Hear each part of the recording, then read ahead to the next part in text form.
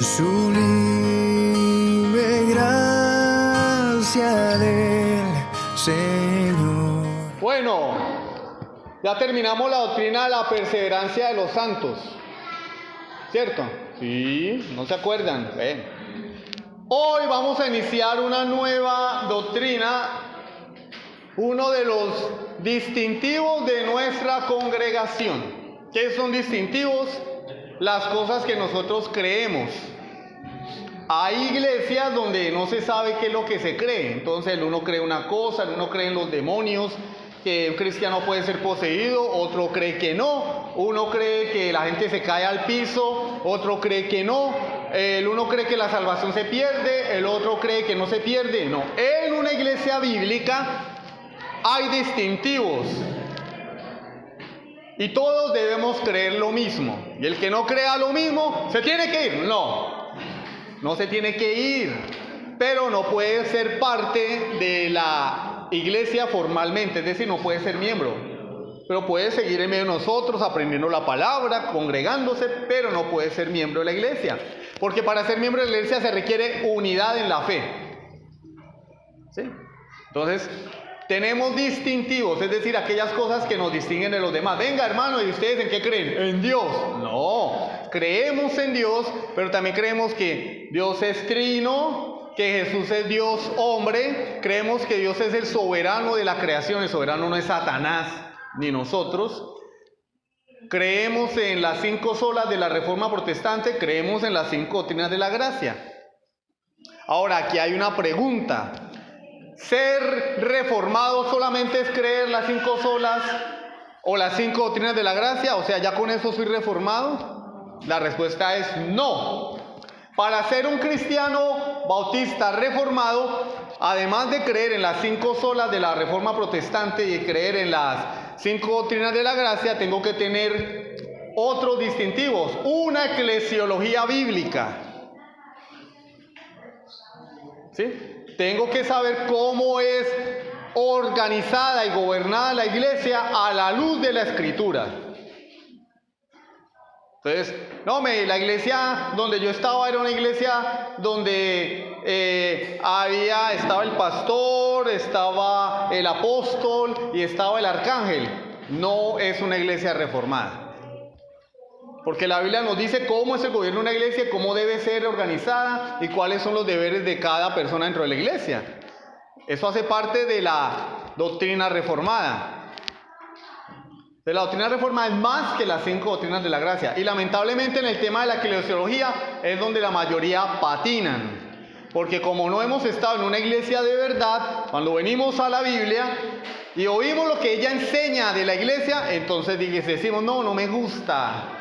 Yo pensé que una iglesia era esto, y esto que me están enseñando no me gusta. Pero es lo que la Biblia enseña. Es lo que la Biblia enseña. ¿Sí?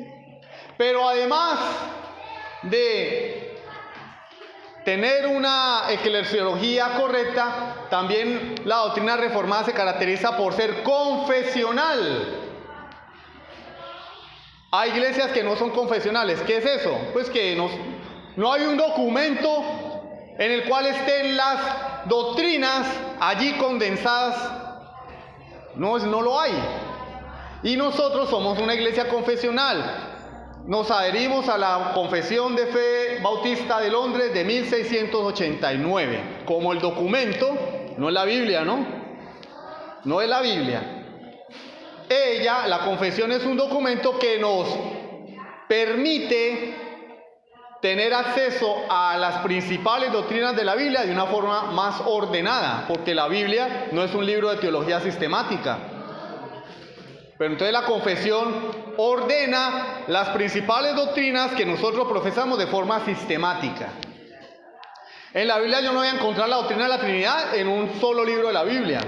Bueno, Primera de Juan, ahí está la Trinidad. No. Deuteronomio, allí está la soberanía de Dios. Mateo capítulo 24, ahí está la segunda venida de Cristo y todos sus detalles. No. La Biblia es un libro que me presenta las diferentes doctrinas entre Génesis y Apocalipsis. Entonces yo, para saber de la Trinidad, tengo que leer prácticamente toda la Biblia, porque la Trinidad está si no en todos los textos, sí en muchos pasajes de la Escritura. Entonces la confesión presenta las doctrinas de forma sistemática. Somos confesionales. ¿Dónde están lo que creemos? En ese librito llamado Confesión de Fe Bautista de Londres de 1689. Y el que no crea en las doctrinas que están allí, pues no se puede llamar reformado. Así crean las 5 doctrinas de la gracia. Y un elemento adicional a eso es la perspectiva con la que nosotros, los bautistas reformados, creemos a la luz de la Biblia que el Señor ha escrito la historia del hombre. Y se denomina la teología del pacto o la perspectiva del pacto o hermenéutica pactual. Ay, hasta ahora me desayuno. Bueno, a eso venimos, a aprender eso que es y con qué se come. ¿Qué es eso de la teología del pacto, hermano?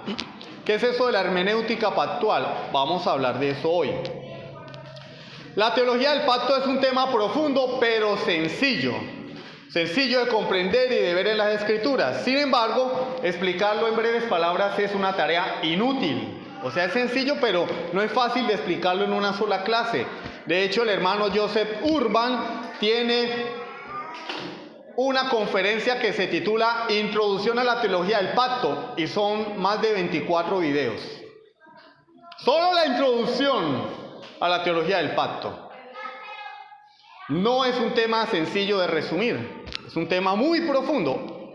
En sí mismo es sencillo, pero tiene muchos detalles. Entonces es inútil pretender en un cursito o aquí en unas 2, 3, 4 clases exponer todo lo que encierra la teología del pacto, pero pues mi misión es que podamos verlo de una forma sencilla y entendible. ¿Por qué es importante conocer la teología del pacto? ¿Por qué? O sea, ¿quién se inventó eso? ¿Por qué nos está hablando de eso, hermano Boris? Enséñenos mejor a ser buenos cristianos. Enséñenos qué cosas debemos hacer diariamente. ¿Cómo debo ser un buen esposo? ¿Cómo puedo yo hacer un negocio de forma correcta? Cosas prácticas. No, la teología del pacto es el corazón mismo de la Biblia. Por eso es importante que la estudiemos. Y ya vamos a ver por qué. Lucas 22:20. Lucas capítulo 22, Lucas 22, versículo 20. Lucas 22:20. ¿Ya lo tienen? De igual manera, después que hubo cenado, tomó la copa diciendo: esta copa es el nuevo pacto en mi sangre, que por vosotros se derrama. ¿Qué está haciendo el Señor Jesús? La noche que fue entregado, nosotros celebramos una vez al mes, el primer domingo de cada mes, la cena del Señor. Y el Señor en la Pascua, estando él en el antiguo pacto, porque él fue bajo el antiguo pacto, él está compartiendo la Pascua con sus discípulos y toma el pan y lo parte y dice: este es mi cuerpo. Y toma la copa, la bendice y dice: esta es la sangre, mi sangre del nuevo pacto. Pero él estaba bajo el antiguo. Y ahora me está diciendo que hay un nuevo pacto. Cosa que también cita Pablo en 1 Corintios capítulo 11, versículo 25. 1 Corintios capítulo 11, versículo 25, que es el texto que leemos siempre cuando vamos a celebrar la cena del Señor. Asimismo tomó también la copa después de haber cenado, diciendo: esta copa es el nuevo pacto en mi sangre. Haced esto todas las veces que la bebiereis en memoria de mí. ¿Cómo que nuevo pacto, hermano? Entonces, me están hablando de un antiguo pacto, me están hablando de un nuevo pacto. ¿Cómo así? ¿Eso qué tiene que ver? Bueno, que el Señor está relacionando una práctica del antiguo pacto, la está utilizando para inaugurar y dar paso al nuevo pacto. Hermano, pero ahí no dice teología del pacto. Sí, pero lo que me está mostrando es que a Dios le agradó administrar la historia y el plan de salvación a través de algo llamado pactos. Cuando hablo de pactos, no estoy hablando de esa práctica pentecostal satánica traída de los infiernos, donde le dicen a la gente que den plata a cambio de algún deseo. Pacte con el Señor, pase al frente, dé plata y el Señor te va a conceder lo que tú quieras. No, eso no se llaman pactos, eso se llama soborno, comprar a Dios, ¿qué más?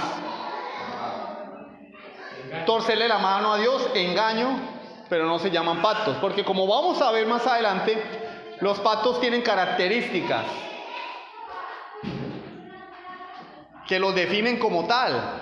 Y aunque en la Biblia no aparezca en algunas ocasiones la palabra pacto, yo puedo ver esas características y puedo decir, aquí hay un pacto. Aquí Dios está haciendo un pacto de forma implícita. Pero lo vamos a ver más adelante. Entonces ya dijimos que la Biblia no es un libro de teología sistemática. Yo no voy a encontrar doctrinas explícitas en la palabra de Dios o separadas. No, la Biblia es un libro que tiene un propósito. ¿Y cuál es el propósito de la Biblia? El propósito de la Biblia es revelarnos que Israel es el pueblo de Dios y es el pueblo favorito de Dios, y la iglesia es el plan B del Señor. ¿Será eso lo que enseña la Biblia? El propósito de la Biblia es enseñarnos que Dios tiene una amada y esa amada es Israel. Pero como ese pueblo lo rechazó, Él no tuvo otra alternativa más que irse a los gentiles. Y los gentiles somos el peor es nada. Un paréntesis en el plan de Dios. ¿Será que es eso lo que enseña la Biblia? No. La Biblia nos revela desde Génesis capítulo 1, versículo 1 hasta Apocalipsis 22, el plan de Dios para salvar a la humanidad. El plan, no los planes. No un plan con Israel y otro plan con los gentiles. No, nos revela el plan de Dios. Porque Dios no puede tener más planes, no es que Él es inmutable, Él es perfecto.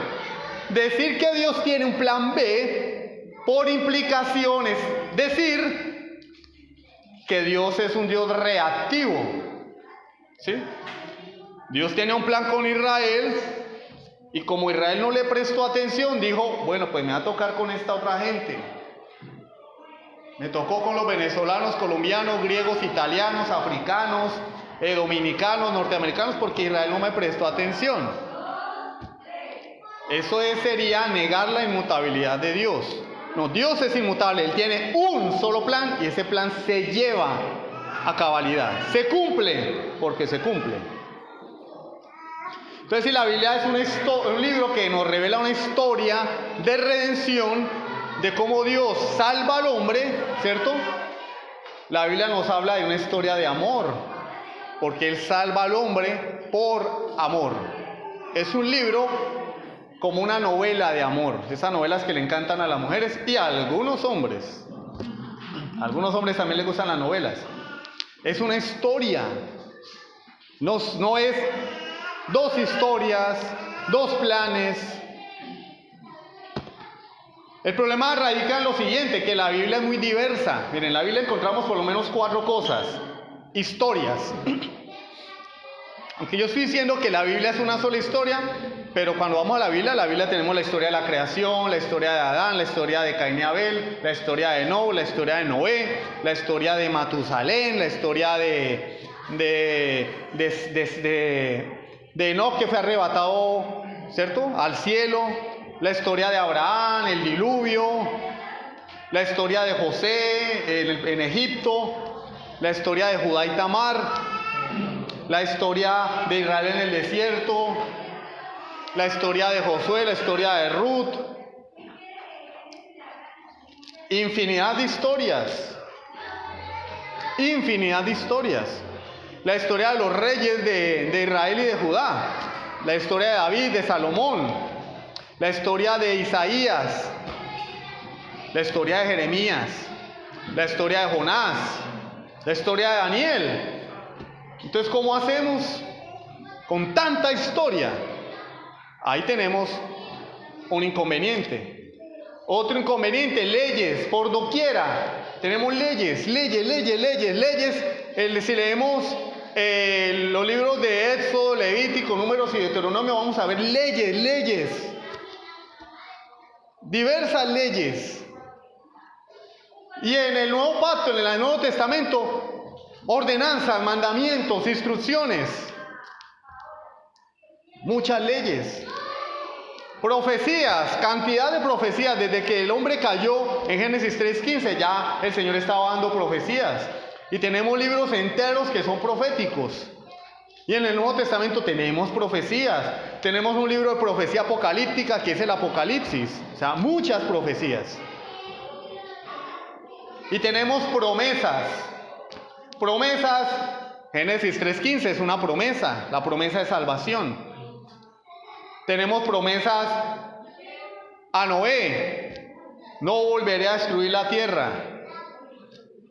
Promesas a Abraham, en tu simiente serán benditas todas las naciones de la tierra, haré de ti una nación grande. Promesas, Israel, te voy a entregar una tierra donde fluye leche y miel. Promesas, Jeremías 31, haré pacto con la casa de Israel y de Judá, no como el que hice con sus padres, porque ellos quebrantaron mi pacto. Escribiré mi ley en sus corazones, las pondré en su mente. Promesas.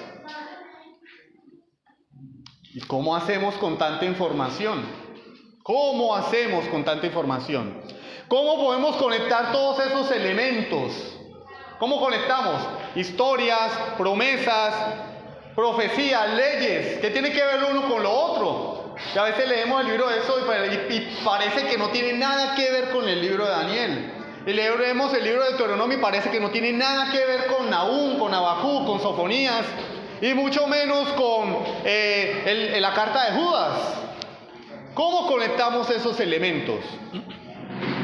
Diversos autores, diversos géneros literarios, tipos de mandamientos. ¿Por qué el Señor permitió las relaciones entre familiares y después las prohíbe?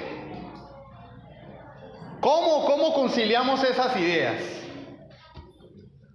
¿Habrá algo que relacione eso? Y la respuesta es los pactos o el pacto.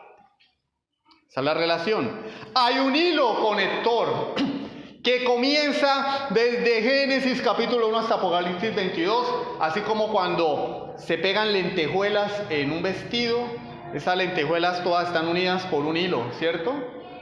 Y se van cosiendo al vestido.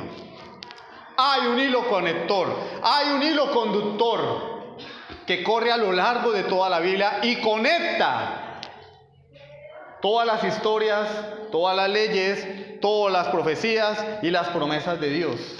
De manera que la Biblia, lejos de ser un libro compuesto por varios libros que no tienen nada que ver, es un libro que tiene unidad en medio de la diversidad. Hay unidad en la Escritura. Entonces, vamos a la primera razón por la cual es necesario estudiar este tema. Por la naturaleza de la Escritura. ¿Por qué es necesario estudiar la teología del pacto? Porque la Biblia es un libro particular.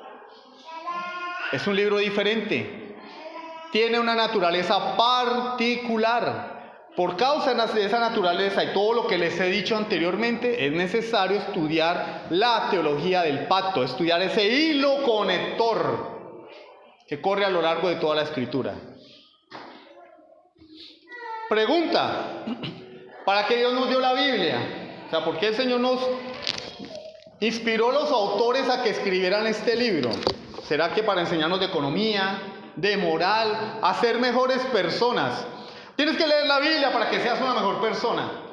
Tienes que leer la Biblia para dejar el alcohol y las drogas. ¿Será que para eso Dios nos dio la Biblia? Tienes que leer la Biblia porque allí hay principios financieros, principios del reino, para que tú seas próspero. ¿Será que para eso Dios nos dejó la Biblia? ¿Será ese el propósito por el cual se escribió la Biblia?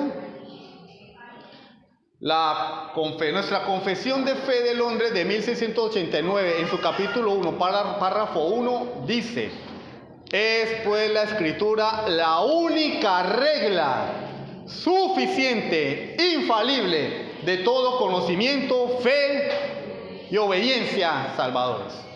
¿Qué es la Biblia? El libro de Dios, que Él nos dio para que sepamos cómo ser salvos, y una vez salvos, cómo vivir la vida cristiana. La Biblia es un libro espiritual, no es un libro para montar un negocio. No, pero es que mira, ahí están los principios financieros. Entonces, fulano de tal, ahí daba el diezmo, y mira cómo lo prosperó Dios. No, la Biblia no fue escrita para eso. Eso es sacar de contexto un texto. Dios no prosperó a Abraham porque Abraham le dio los diezmos a Melquisedec. No fue por esa razón. Ni fue por esa razón que Abraham dio los diezmos a Melquisedec. Porque cuando yo voy al libro de Hebreos, yo me doy cuenta que Abraham dio los diezmos a Melquisedec porque reconoció que él era Jesucristo. Porque siendo el cabeza de la nación de Israel, y ojo que Israel no existía ni siquiera, siendo él el patriarca, se sometió a alguien. Darle los diezmos a alguien implica inferioridad. Y él, siendo la máxima figura del pueblo de Israel, le dio los diezmos a otra persona. Y dice Pablo que en Abraham estaba representada la tribu de Leví, de manera que el sacerdocio levítico está sujeto al sacerdocio de Melquisedec. Entonces, hay una conexión. Encontramos una conexión. Melquisedec no está allí por casualidad. Melquisedec no apareció allá porque no tiene nada mejor que hacer. No, Melquisedec apareció allí para que después el autor a los Hebreos me revelara, me interpretara la historia y me dijera: Melquisedec tenía un propósito. Melquisedec es de Jesús. Hay relación en la Biblia. Hay unidad en la Biblia. No son historias separadas. Hay unidad en la palabra de Dios. Pero aunque no podamos ver a Cristo en cada página de la Biblia, ¿cierto? Porque si yo leo la historia de Sansón, ¿dónde veo a Cristo? Si Sansón fue un desastre, ¿sí o no? Entonces yo leo la historia de Sansón y ahí estaba Cristo, Sansón nos da ejemplo. No, Sansón no nos dio ejemplo. ¿Para qué estaba la historia de Sansón allí entonces? Cuando yo leo la historia de Sansón, veo cómo Dios utilizó a un hombre para preservar a su pueblo. Habían unos enemigos llamados los filisteos que asolaban a Israel, asediaban a Israel. Dios levanta un hombre para liberar al pueblo de Israel de los filisteos, porque Israel no podía ser destruida. ¿Por qué Israel no podía ser destruida? Porque de Israel iba a salir el Mesías. Hay una conexión. ¿Hay una conexión entre Sansón y Jesús? Sí, aunque yo no la vea explícitamente. ¿Qué relación tiene una prostituta que esconde unos espías en el muro? Pues cuando yo voy a Mateo capítulo 1 y veo la genealogía de Jesús, veo que de ahí viene Jesús. Entonces hay conexión. Hay un hilo conductor a lo largo de la Biblia.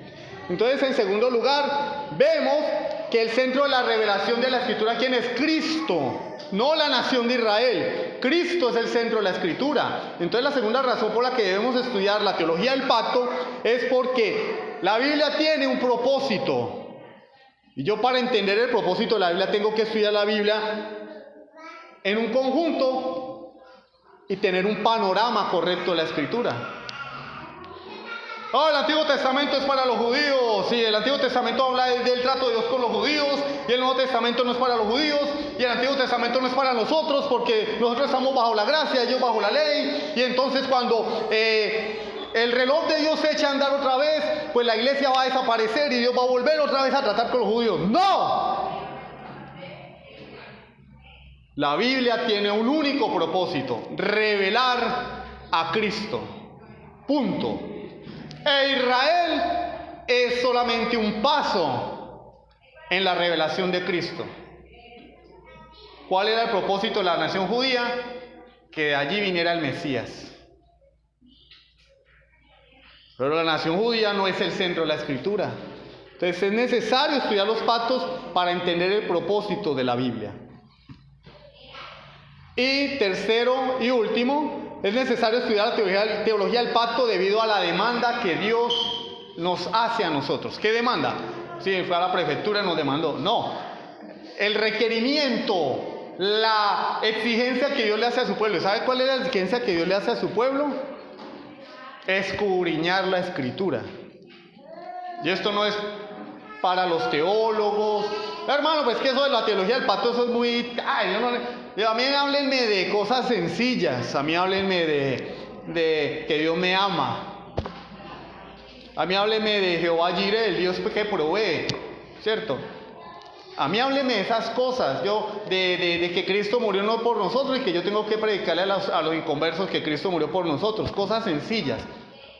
No, Dios nos dice a nosotros que debemos escudriñar las Escrituras. Dice que tenemos que ser llenos del conocimiento de la voluntad de Dios. Dice que en Colosenses que la palabra de Dios debe abundar en nuestros corazones. De manera que esto no es solamente un tema que esté relegado a los seminarios o a algún curso en especial, un conocimiento que tenga que estar oculto de la gente. Y entonces si tú quieres aprender teología del pacto, pues tienes que venir al curso y pagar X cantidad de dinero para que aprendas lo que es teología del pacto. No. Esto es para todo creyente. Dios demanda de sus hijos que estudien la palabra de Dios, que profundicen la palabra de Dios, porque ella es el libro de Dios.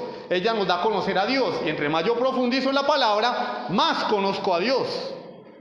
Y si no profundizo, pues voy a tener un conocimiento superficial de Dios, y no voy a sacar todo el provecho de la revelación divina.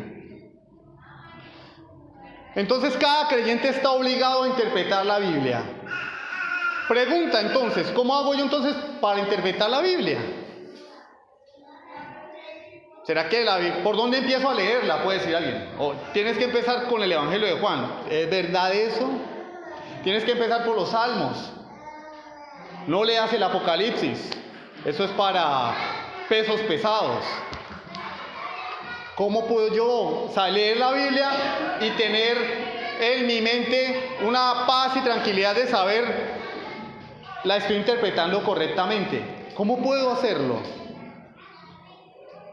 Y si la Biblia habla de un plan de Dios, ¿cómo puedo saber cuál es ese plan? ¿Y cómo puedo yo interpretar ese plan a la luz de la vida presente, de esta actualidad? Si la Biblia es un libro espiritual, ¿cómo lo aterrizo yo en mi vida práctica? Y la respuesta a eso es los pactos, el pacto de Dios. Y entonces todas esas preguntas que acabamos de mencionar hacen parte de un problema, se llama el abismo hermenéutico. Hermenéutica es la ciencia de interpretar cualquier cosa. ¿Sí? Yo leo una noticia, Juanito la mató, y yo puedo interpretarla de muchas maneras. Y Juanito mató a la mujer, ¿sí o no? O la mató de la risa, o la mató de amor. Depende de cómo la interpreto, ¿sí o no? Pero para interpretar esa frase, ¿qué debo hacer? Tengo que leer la noticia completa, ¿sí o no? Tengo que leer la noticia completa, porque si leo Juanito la mató, o pudo haber matado a una gallina para un sancocho, no a la mujer. Entonces cada quien interpreta como quiere. ¿Por qué? Porque se sacó una frase de su contexto. Para yo poder interpretar correctamente, tengo que interpretar en el contexto y de forma más amplia, en el contexto del plan de Dios. Pero el problema es que la Biblia no fue escrita ni ayer, ni antier, ni hace 10 años, ni fue escrita aquí, fue escrita hace siglos, fue escrita por más de 40 autores, 66 libros en diferentes idiomas, a lo largo de 1600 años. ¿Y cómo hago yo para entender eso? Tengo que tener un sistema para poder leer la Biblia e interpretarla correctamente. Un lente que me guíe y me direccione y me proporcione herramientas para yo decir, ay, estas promesas son para nosotros. Ay, aquí está hablando de nosotros. ¿Y eso qué me lo da? La teología del pacto. Ese era el primer problema. Segundo problema, una doctrina errónea que abunda en la iglesia hoy como cosa rara, que se llama el dispensacionalismo, que la gente lo cree, pero no sabe que lo cree. Eso es como el aire, ¿no? Como los parásitos. Uno tiene parásitos, pero no sabe que los tiene. Hasta que uno va y se hace un examen y le dicen, tienes los parásitos aumentados. Ay, ¿cómo así que aumentados? Sí, tú los tienes, pero si se pasan de este nivel, estás enfermo. Ay, yo tengo parásitos todo el tiempo en mi cuerpo. Sí. Yo creo en el dispensacionalismo, no sabía. A mí me enseñaron eso así. Es una doctrina, un sistema de interpretación de la Biblia, conocido como el dispensacionalismo, que no tiene 150 años de antigüedad, pero es la norma hoy en día en las iglesias cristianas. Interpretar la Biblia a la luz de este sistema erróneo de interpretación, que no es que la razón de este curso no es desmentir el dispensacionalismo, pero a lo largo de estas enseñanzas vayamos entendiendo la teología del pacto, él va a caer por su propio peso. Y cuando ya vaya terminando este tema, voy a hacer una pequeña refutación del dispensacionalismo, por si de pronto no quedan satisfechos, entonces para que veamos más la luz. Pero ahora, por encimita y para concluir, ¿de qué se trata el dispensacionalismo? Algunos de ustedes creen eso y no lo saben. Número 1, la Biblia hay que interpretarla literalmente. Un estricto literalismo, es decir, el dispensacionalista donde lee Israel, él lee Israel y nada más, el pueblo judío. Y los que no somos dispensacionalistas, cuando leemos Israel, ¿qué entendemos? El dispensacionalista lee Israel y dice, Israel es Israel. Y nosotros leemos Israel y decimos, Israel es Israel. No son los gringos, no son los iraníes, Israel es Israel. Ahora, ¿cuál es la diferencia? Que el dispensacionalista se olvida de que el Nuevo Testamento fue escrito para interpretar el Antiguo, y que el Nuevo Testamento me dice quién es Israel, y el apóstol Pablo dice, no es judío el que es en la sangre, sino judío por la fe de Abraham, de manera que los que creen son hijos de Abraham por la promesa. Entonces la Biblia, el Nuevo Testamento me habla que Israel es algo más que una nación, que una etnia. Israel es el pueblo de Dios. Pero como el dispensacionalista toma literal, lo más literal posible la palabra, malinterpreta la palabra y nos acusa a nosotros de espiritualizar las escrituras. No, ahí está, Pablo dice, los israelitas son los que creen en Dios y Abraham es padre de ellos por la fe. Y entonces se cumple la promesa de Dios a Abraham, en tu simiente serán benditas todas las naciones de la tierra. En Cristo nosotros vamos a heredar bendición. Y hay relación. Y cuando el dispensacionalista lee 666, él dice 666, mírenla, con todo respeto. No pretendo ridiculizar el dispensacionalismo, ni mucho menos, porque tenemos hermanos dispensacionalistas y predicadores dispensacionalistas excelentes como John MacArthur. Pero cuando el dispensacionalista lee 1000 años en Apocalipsis, él dice 1000 años son 1000 años, porque hay que interpretar la Biblia literalmente. Y entonces, ¿por qué el 666 no me lo interpretan literal? Me dicen que el 666 es un chip. ¿Sí ven? El 600, si los 1000 años son 1000 años, un número 1000, después del 999, entonces el 666 tiene que ser un 666, no puede ser un microchip, ni el código de barras. Pero el mismo dispensacionalismo no se ha podido poner de acuerdo, porque un día es la tarjeta de crédito, el otro día es el código de barras, el otro día es un microchip. Si los 1000 años son literales, el 666 es un número 6, seguido de otro 6 y seguido de otro 6, literal. Y si los 1000 años son literales, la cárcel donde Satanás fue atado es una cárcel literal. Porque el dispensacionalista me está leyendo la Biblia literalmente. Entonces la cárcel es literal. ¿Dónde queda la cárcel? Y la cadena con la que Satanás ha sido atado es literal. ¿Cuál es el problema con esta interpretación? Que el libro de Apocalipsis pertenece a un género literario que no es la narración ni es la historia, es el género de profecía apocalíptica. Un libro lleno de símbolos donde cada símbolo representa algo. ¿Y cómo interpreto yo Apocalipsis? A la luz del resto de la Escritura. Como Cristo interpretó la profecía. Y cuando yo veo Apocalipsis a la luz de la revelación de Jesús, yo entiendo. Como dijimos hace 8 días en la predicación, Satanás fue atado. Yo até al hombre fuerte. Entonces los 1000 años de Apocalipsis no son 1000 años literales. Jesús ató a Satanás cuando él vino y ató al hombre fuerte. Entonces los 1000 años son un periodo extenso pero limitado.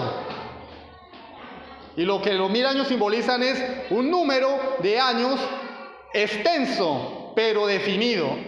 Entonces el periodo de la gracia es extenso y es definido. Quien ató a Satanás fue Jesús, porque lo dijo: yo he atado al hombre fuerte, he saqueado su casa. ¿Cómo interpreto yo la profecía? Con la misma Biblia. Entonces, los que no somos dispensacionalistas, oído. Bueno, está aquí siendo grabado, lo pueden escuchar otra vez. Interpretamos la Biblia literalmente, pero en el contexto del libro. Si es un libro profético, yo no lo puedo interpretar literalmente. Y si es un libro apocalíptico, lleno de símbolos, no lo puedo interpretar literalmente. ¿Sí vamos entendiendo? El dispensacionalista dice: la mujer que está con dolores de parto en Apocalipsis es la nación de Israel. No, papito. Si me lo interpreta literal, la mujer que tiene dolores de parto es una mujer que tiene dolores de parto. No puede ser la nación de Israel. Y el dragón tiene que ser un dragón que bota candela por la boca. Pero interpretan literalmente lo que les conviene. Lo que no les conviene lo interpretan de forma simbólica. Ahí el problema. Un estricto literalismo. Nosotros interpretamos la Biblia literalmente. Cuando vamos al libro de Daniel y vemos que Daniel fue lanzado en el foso de los leones, Daniel fue lanzado en un foso de leones que hacen guau y comen gente. No decimos: no, es que el foso de los leones representa tu pecado, el foso de los leones representa tu escasez, la quiebra económica. No, el foso de los leones era un foso de leones. Y cuando David enfrenta a Goliat, era un gigante de verdad, de carne y hueso, un soldado, y lo mató con piedras de verdad. No, la primera piedra, él agarró 5 piedras y le clavó, y la primera piedra era la piedra de la fe, y la segunda piedra era la piedra de la obediencia. No, eran piedras y punto, porque es un libro histórico, es narrativo. Debo interpretarlo literalmente, pero cuando yo vengo a otro género literario, debo interpretar dentro de ese género literario. Bueno, la segunda más importante, más no la única, la segunda más importante característica del dispensacionalismo es: Israel es el centro de la revelación de Dios. Para el dispensacionalista, lo más importante es Israel. Este dispensacionalista se la pasa viendo noticias sobre Israel. y tiraron una bomba y la franja de Gaza y allá están. ¿Y cuándo van a construir el templo? Y ya tienen listas los muros del templo para montarlos así como los chinos. Construyen edificios ahí, pin, pin, y ya tienen, y ya salió el becerro Bermejo, y por allá encontraron un río de color rojo. Se están cumpliendo las profecías. Y entonces cuando se reúnen en la ONU a hablar, ahí están cumpliéndose las profecías.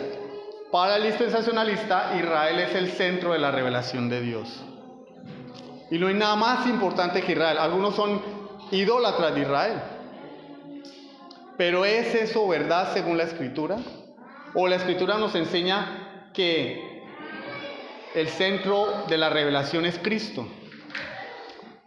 Y que Israel solamente fue un paso, un peldaño. Y que Israel, dentro del plan de Dios, habiendo rechazado a Cristo, fue desechado. Y Dios se guardó un remanente dentro de la nación de Israel. La iglesia del primer siglo, que eran judíos. Y de ese remanente surge la iglesia de Cristo, el verdadero Israel de Dios, compuesto por tribus, pueblos y lenguas de todos los confines de la tierra. De manera que en el Nuevo Testamento, cuando Pablo habla de Israel, no habla de los judíos de raza, sino que habla de los hijos de Abraham por la fe. Entonces, si tú crees, número uno, en que tienes que leer la Biblia literalmente, y el 666 es una marca de la bestia, y los 1000 años son 1000 años, y si tú crees que lo más importante en la historia es Israel y el plan de Dios con Israel, tú eres un dispensacionalista. Y no lo sabías. No lo sabías. ¿Por qué? Porque eso se enseña en todo lado. Se enseña en todo lado. Y no se le dice a la gente, mira, esto es dispensacionalismo. No, la gente lo da por sentado que esa es la verdad.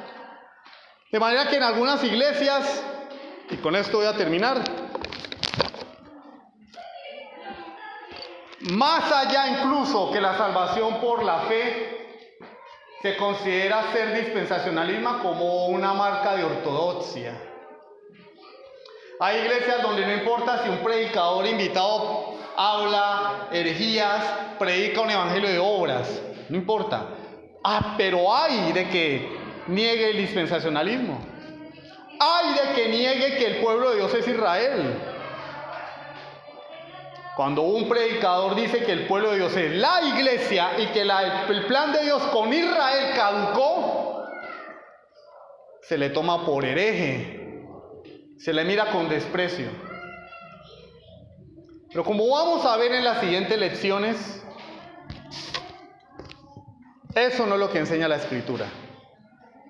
Lo que enseña la Escritura es que Dios tiene un único plan con un pueblo compuesto de judíos, gentiles, y que el rasgo distintivo de ese pueblo no es circuncidarse el prepucio, no es pertenecer a una raza, es la fe en Jesucristo. Y eso lo vamos a ver en las próximas semanas. Y cómo Dios desarrolló ese plan de salvación a lo largo de toda la historia, de manera que vamos a ver que toda la Biblia tiene unidad. Y le vamos a encontrar sentido a la Biblia. Y vamos a poder entender qué hacemos aquí, de dónde venimos y para dónde vamos. Amén.